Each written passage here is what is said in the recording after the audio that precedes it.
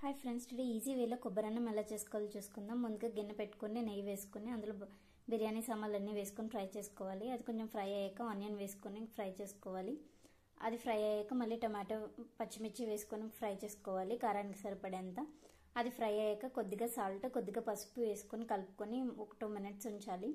ఉంచాక మళ్ళీ అందులోకి అల్లం వెల్లుల్లి పేస్ట్ వేసుకొని బాగా ఫ్రై చేసుకోవాలి పచ్చివాసన పోయే వరకు. తర్వాత కొద్దిగా గరం మసాలా కూడా వేసుకోవాలి.